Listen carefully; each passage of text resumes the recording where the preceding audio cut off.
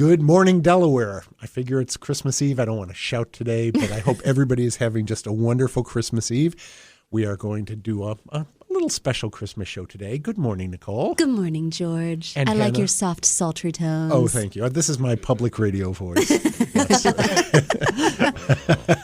We have Hannah Simpson in the studio with us. Hi, Hannah. How are you doing? Well, hello. Thanks for having me back. You're welcome. And we are looking forward to having you on today's show and next week's show. So we'll be referring to you several times during the show. So we thought today we would talk a little bit about Christmas movies. I love Christmas movies. I love Christmas movies, I have too. a whole box of Christmas movies that Joyce and I watch every year. Okay. So we're going to talk about a few different ones. And some of them that maybe you don't think of as a Christmas movie, but work. Oh, mm-hmm. So, like Die Hard. No, I was thinking more like The Lion in Winter. Oh, okay. There is a nice family story about 5 people who hate each other. And See, when you started with The Lion, I was thinking you're going down the path of The Lion, the Witch, and the Wardrobe, which is kind of a Christmassy story. Always winter, but never Christmas. Never Christmas. Oh, that's sad. I know. Oh, but they triumph. I know the ending of that one. That's a good triumph. Yes. So what are some of your favorites? Well, I love Elf. That Okay. is probably one of my favorite Christmas movies of all time. I love A Christmas Story. That's, sure. of course, got the tradition of the 24 hours. Well, back in the day when I actually had TV and I wasn't just streaming everything, 24 hours of A Christmas Story on, I think TBS was where it played. Bumpus! And I have to tell you, Darren McGavin in that movie reminds me so much of my father. It isn't even funny. Cursing at the furnace, right. yeah, having a car that he hates, all of those things. I loved all that. I love the the little brother never being able to Yes. get his arms down. My arms, and there's a phrase in that movie that my family has used forever that is, "Lord knows mother never had a warm meal in her life," and that phrase has been said over and over in my household. So those are some of my favorites. What are some of your favorites? I like The Ref. The Ref is one. It was made in 1994 with Dennis Leary and Kevin Spacey and Judy Davis. And it is about a dysfunctional couple who are coming back from their marriage counseling session that has been a terrible washout. They stop at a convenience store to pick up some stuff for the Christmas dinner they're about to have. He stays in the car. She goes in, and when she's in there, she gets kidnapped by a cat burglar who has just robbed a house in the town that they live in and set the alarms off. And he's trying to find a place to hide. So Dennis Leary is the cat burglar. Judy Davis is the wife.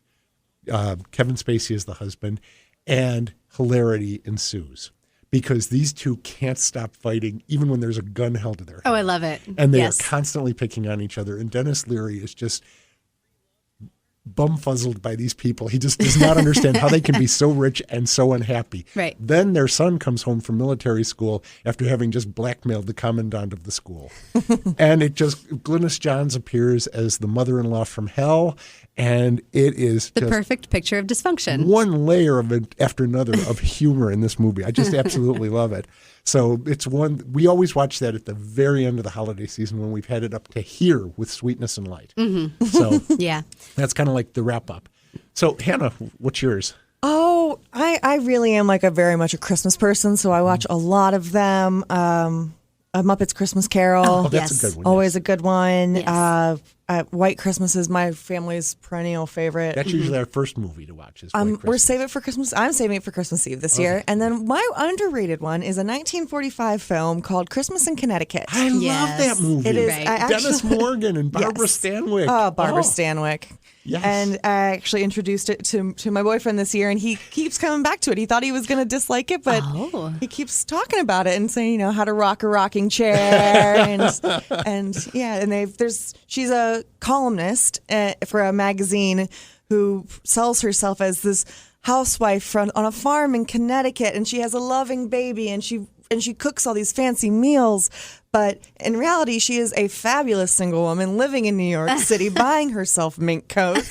And the publisher gets a letter from a soldier who was stranded at sea, and he wants the housewife to host him for Christmas. And so she has to pull it together and find a farm in Connecticut to have Christmas there. To pull off the ruse. And sure enough, she falls in love with that soldier. Well, the sailor. that sounds about right. It is so funny. Sidney Greenstreet is the publisher, and he won't listen to anybody. He just bowls over everybody until he meets Felix, who is her friend who runs the restaurant that gives her the menus that she claims are her own in the magazine. Oh no! So it's just it's so much fun in that movie. It's very funny. It has a great romantic ending. So that's a great choice. I love. I actually found it. I was wrapping presents one year to White Christmas on AMC back when we had TV, and then the next movie was Christmas in Connecticut, and I was up to my elbows in wrapping paper, couldn't change the channel. Right. And now it's a tradition. Yeah. Yeah, that was when Joyce introduced me to. I'd never heard of that. And she said, "Oh, you've got to see this movie." I thought, 1950, 40s Christmas movie.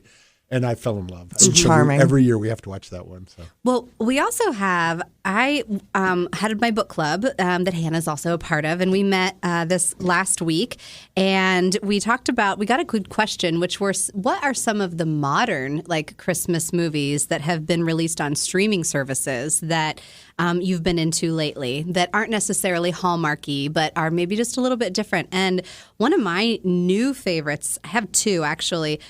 One is called Noelle. And it features Anna Kendrick and Bill Hader, two of my favorite people. Good people, yes. This is streaming on Disney Plus right now. It's the only place where you can access it. And it's the story that the Santahood is actually passed down through the family. It's like the patriarch of the family, your next born son becomes Santa. Excuse me. And there are special gifts and talents that come with that, and things like you can magically kind of speak in any language, or things like you can really just inherently know what somebody's gift choice is going to be. And Bill Hader is the son, Nick, who is ready to inherit the Santahood. He doesn't have any of those gifts. He's not doing so hot at it. And his very supportive sister, Noelle, played by Anna Kendrick, decides to encourage him that maybe he just needs to take a little vacation, just a little weekend break before the holiday, and he needs to maybe just like go to Hawaii or something like that before the holiday. And so he goes on that break and he doesn't come back. And so Noelle is tasked with finding him. And when she finds him, he's in this like sunny southern like California town. I think he's in Arizona. Yeah, he's like in this like warm weathered place. And she's like, Nick, you have got to come home. And then along the way, we find out that maybe the sister has some gifts that the brother should have inherited. So it's very sweet. Came out in 2019. You can find it on Disney Plus. One of the other ones that I am a big fan of came out just last winter, 2020, on Netflix. It's called Jingle Jangle. And it is a musical. And it features people like, is it Forrest Whitaker? Mm-hmm. Keegan-Michael Key. Oh, yes. There are just a lot of really wonderful names in that movie. And I can't really give it all away, but you really, once you get started on it, it would be hard not to give away a lot of spoilers, but it is so good. You've got to watch that one. Jingle Jangle, 2020 Netflix. I was also thinking there's a series that came out that has a book tie-in, came out in 2020, and it's called Dash and Lily. It's based on a 3-book series written by Rachel Cohn and David Levithan, and it's Dash and Lily's Book of Dares, 12 Days of Dash and Lily, and Mind the Gap, Dash and Lily. And it is about these two older teens, probably 18, because there's a lot of independence in New York City in this story. And they are writing each other clues in a notebook. And they are kind of, the notebook is found in a bookstore, and Lily has written some clues. Dash finds the notebook. He follows the clues, and a kind of a scavenger hunt ensues throughout New York City all around the holidays. I immediately went to Dashiell Hammett, Lily, and Hellman. I had no idea that that's not who you were going to be talking about. Maybe there's the tie-in there. I bet that's what it is. Sort of like Sheldon and Leonard on Big Bang Theory being Sheldon Leonard, the actor. So, interesting. Exactly. Yeah, it's called Dash and Lily. There's one season on Netflix now, but I imagine because of the multiple books, there's probably going to be more. Or are there two? It wrapped up pretty nicely. Okay. I haven't made it all the way to the end yet. It was really charming, and it's really good. I think I watched it in a day. I think there's only like 6 or 7 episodes. Mm-hmm. Yeah, I think I haven't heard anything about a second season. It's a cute one. There's really nothing. It's good for older teens.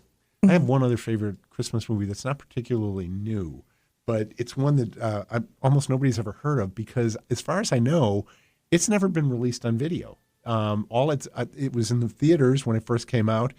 It was done on one of the, maybe it was AMC, maybe it was Turner Classics or somewhere, and I video recorded it. I did it on a VHS, and had it transferred to DVD because I can't find it anywhere else.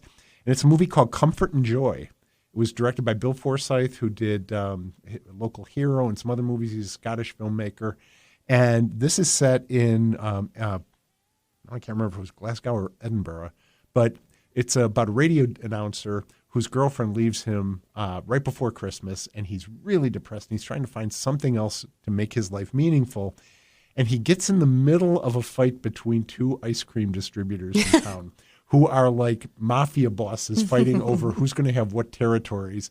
And because he gets involved with Mr. Frosty, everybody around him thinks he's losing his mind because his girlfriend's left him. In the meantime, he's trying to settle this vendetta between these two ice cream families.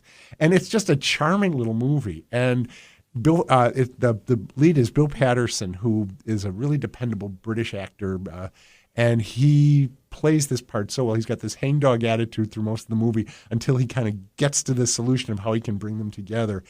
It's got delightful music, wonderful little character parts in it, and like I said, because as far as I know, it's never been released on video or DVD, CD, or whatever. It's kind of hard to find, but it's really worth tracking down if you happen to see it, like in the listings for one of the streaming services or something. So again, called Comfort and Joy. It was made in 1984. But you also mentioned A Christmas Carol, and there are so many good versions of A Christmas Carol out there. And the newest one that I really love is Patrick Stewart as Scrooge. He does a great job. As you can imagine, you can see Captain Picard being Scrooge, right? I mean, it works, and so it's a really good version. But Alistair Sim's version from 1950, the UK version, is the one will always be my favorite. So, what can I say? So, well, I thought is it the Magoo Christmas? Is that a Scrooge story, Oh, or yeah, is that just absolutely the Scrooge because story. you've always given high praise for the Magoo Christmas? But that's only like 24 minutes with commercials and everything. So, I mean, it's really short. And I still think it would make you could do that as a live version using that music. I don't know what the rights would be like to try to get something like that done. But I think it would make a wonderful stage musical. One of the things that our book club was talking about, we read a book of short stories, and it was by Connie Willis, and it was there's the title story in the book is called Miracle, and there's a lot happening in the story. I won't go into detail, but what we learned from that one particular story is that people have very strong feelings regarding It's a Wonderful Life versus Miracle on 34th Street. I did not personally know that they were in competition with each other, but this short story really made it feel like they were. So I've got to ask. Realize you had to pick one or the other. Right, I got to ask the question: do you have a preference? Does one win? Which wins in a fight? I almost always watch It's a Wonderful Life, and I only watch Miracle on 34th Street once in a while. But I don't dislike Miracle on 34th Street, especially the original version with Natalie Wood and Edwin Gwynn. Yeah, and of course that's the one that they're referencing. You got a preference, Hannah? I'm the same. I don't have a preference so much as I tend to watch It's a Wonderful Life more. Yeah. But that's I just love Jimmy Stewart. Oh, yeah. It comes down to that, I think. And I always look at that as being sort of like the flip side of A Christmas Carol. It's like the Christmas Carol told from Bob Cratchit's point of view. And so a friend of mine is writing a play, actually, where he takes the elements from It's a Wonderful Life with A Christmas Carol and tells the story as if Potter gets visited by the ghosts on the night that he screws over George Bailey. It's really good. I was part of a staged reading of it a couple of weeks ago, and it's really, really good. If he ever gets it done and gets it mounted, it's going to become one of those Christmas perennials. Yeah, of course seems like it would blend really nicely. So we're going to take a break here, and when we come back, we are going to have a little visit from St. Nicholas. So whatever you do, stay tuned. Welcome back to Off the Shelf. We're here with Nicole Fowles. Hello. Hello again, Nicole. And Happy Hannah Christmas Simpson. Eve. Hi, Merry Christmas. It is a nice Christmas Eve. I love Christmas. I'm just one of those Christmas people. So we're going to talk a little bit about a couple of things that are coming up this week at the library. We actually do have a couple of book clubs meeting this week. We do, yeah. On Tuesday, we have the book club at Powell at 5:30 and at Ostrander at 7. Do you know what they're reading? I sure do. I have Harlow's in front of me right now. So That would be Ostrander. Yep. Harlow's Book Club in Ostrander meets at 7 o'clock. And this week they are discussing The Noelle Diary by Richard Paul Evans. And if I can see anything, it looks like, it looks like it's going to be a very sweet title. They've got actually a handful of wintry things. They've got another one coming up in January, which is A Week in Winter. So Ostrander is always good at getting into the season of things. Definitely. We also have at the Powell Branch Library, the 5:30 book club is Carrie's Book Club. And their title this week is A Christmas Memory by Truman Capote. Oh, yes. That's nice. So good. Yes. That was the one that I wanted our book club to read, but Same. That was the top of my list, too. I got vetoed. And then we have the big event a week from today. Yes. The biggest event that's happening this week, everyone's going to be there. And actually, anyone can be there because it is going to be virtual. It is our virtual New Year's Eve party. This is the second year that we've done it virtually. It's going to be so much fun. They play it like a news report from the library. It begins at 11:30, and it is going to be on the library's YouTube channel, which you can access at youtube.com/the-DCDL. That's THE-DCDL. Or you can just, go to YouTube and search for us as a user. You'll be able to find us nice and easy. But they are going to they do sometimes some little science experiments, some STEM activities. They will do some book readings. They will do some activities that they'll show you how to do. And then at home, you can gather the materials and you can follow up and do the activities at home. And then right before noon, they will do a countdown or a count up to noon. And that will help those little kiddos get the simulation of what New Year's Eve is all about. Right. It's sort of a ball drop, but with balloons and with lots of fun. Yes. This is one of my favorite events all year. I just get a kick out of New Year's Eve. So it is fun, yeah.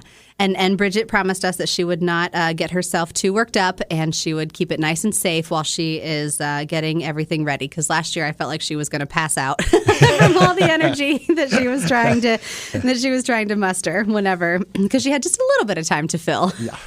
She interviewed Andy about socks. Right. Well, you gotta go with what you've got, and sometimes we've never done that. No, never. We've never pulled for time or anything. So anyway, I would be remiss if I did not mention that at our Board of Trustees meeting this week, Michael Butler chaired his last meeting as president of the Board of the Trustees, and he's been on the board for about 16 years. He's just I wrote it provided down. yeoman service to the library over the years. He took his oath of office on November 17th of 2005, and that was to fill an unfulfilled term, and so that puts him at, what did we say? Just over 16 years. 16 years. And Sina Baker, who has been the secretary of the board for almost as long as I've been working at the library, has decided to step back, and Connie Skinner is going to be the new secretary of the board. And Holly Quain, who many of you know is the president of the Delaware Area Chamber of Commerce, has been the vice president of the board, will be stepping up to the board's president as of January. And Scott Teedy, Reverend Scott Teedy, will be the vice president for the next year. So we appreciate all the service that you folks provide to the library and to the board. So and again, thank you, Michael, for some great years of service. Thank you. We honored him and Sina both with some pretty neat little tokens of our appreciation for our barbecue master and our Harry Potter fan. So we had just a really nice meeting yesterday. On Tuesday. So we're going to wrap up today's show with a reading of probably one of the most famous poems in American literature. And I think I can say that without fear of contradiction because almost everybody knows the beginning and the end of this poem. That's right. And there are or some portions within. And some portions from within, especially if they remember all the reindeer. Right. So A Visit from St. Nicholas is more commonly known as The Night Before Christmas, or 'Twas the Night Before Christmas because of its first line. It was originally published anonymously 198 years ago. Wow. December of 1823. And it was later attributed to Clement Clark Moore, and he claimed ownership or authorship of it, I should say, in 1837. So for 14 years, nobody really knew who had written it. Moore was kind of an academic and didn't want to be associated with basically a fairy tale for children. So he kind of stepped back from it and never actually published it under his own name until his own kids pushed him to do it so that he could get credit for it. And they had and they probably wanted their estate to get credit for it too. Copyright was a lot looser back then. I bet. Yeah. So, yeah, there's actually some controversy over whether Moore really did it. Some of it is literary, kind of the interpretation and everything that he did, but it's still widely believed that he was the writer of the poem. The interesting thing is he did set it on Christmas Eve because even as we have today, there's that great controversy between the secular side of Christmas and the religious side of Christmas. And so he wanted it on Christmas Eve so it wouldn't interfere with the religious services and everything that goes with Christmas Day. Interesting. So, and I had not known that until I did a little research of this before we did this today. So, I did not know that either. But it seems so appropriate for Christmas Eve. Doesn't it? It just seems, and it does bring a lot of different folk themes together for what Christmas is about. So, and this is really the first time Santa Claus is described. He's not called that in here, but this is the first time he's described, and it's the description of Santa Claus we've used ever since. So let us get started then. Why don't I take the first line? Yes, let me clear my throat for a moment. We shall begin. We shall. A Visit from St. Nicholas by Clement Clark Moore. 'Twas the night before Christmas, when all through the house not a creature was stirring, not even a mouse. The stockings were hung by the chimney with care, in hopes that St. Nicholas soon would be there. The children were nestled all snug in their beds, while visions of sugar plums danced in their heads, and Mama in her kerchief and I in my cap had just settled our brains for a long winter's nap. When out on the lawn there arose such a clatter, I sprang from my bed to see what was the matter. Away to the window I flew like a flash, tore open the shutters and threw up the sash. The moon on the breast of the new-fallen snow gave a luster of midday to objects below, when what to my wondering eyes did appear but a miniature sleigh and 8 tiny reindeer. With a little old driver so lively and quick, I knew in a moment he must be St. Nick. More rapid than eagles his coursers they came, and he whistled and shouted and called them by name. Now Dasher, now Dancer, now Prancer and Vixen. On Comet, on Cupid, on Donner and Blitzen. To the top of the porch, to the top of the wall, now dash away, dash away, dash away all. As leaves that before the wild hurricane fly, when they meet with an obstacle mount to the sky. So up to the housetop the coursers they flew, with a sleigh full of toys, and St. Nicholas too. And then, in a twinkling, I heard on the roof the prancing and pawing of each little hoof. As I drew in my head and was turning around, down the chimney St. Nicholas came with a bound. He was dressed all in fur from his head to his foot, and his clothes were all tarnished with ashes and soot. A bundle of toys he had flung on his back, and he looked like a peddler just opening his pack. His eyes, how they twinkled, his dimples, how merry. His cheeks were like roses, and his nose like a cherry. His droll little mouth was drawn up like a bow, and the beard on his chin was as white as the snow. The stump of a pipe he held tight in his teeth, and the smoke it encircled his head like a wreath. He had a broad face and a round little belly that shook when he laughed, like a bowl full of jelly. He was chubby and plump, a right jolly old elf, and I laughed when I saw him, in spite of myself. A wink of his eye and a twist of his head soon gave me to know I had nothing to dread. He spoke not a word, but went straight to his work, and filled all the stockings, then turned with a jerk. And laying his finger aside of his nose, and giving a nod, up the chimney he rose. He sprang to his sleigh, to his team gave a whistle, and away they all flew like the down of a thistle. But I heard him exclaim, ere he drove out of sight, "Happy Christmas to all, and to all a good night." And to all of our listeners, to everybody here in Delaware County, from the Friends of the Library, from the staff of the library, from Nicole, from Hannah, and from me, a very Merry Christmas to you and your family, and we will see you next week. And we'll see you in the stacks next week. Bye-bye.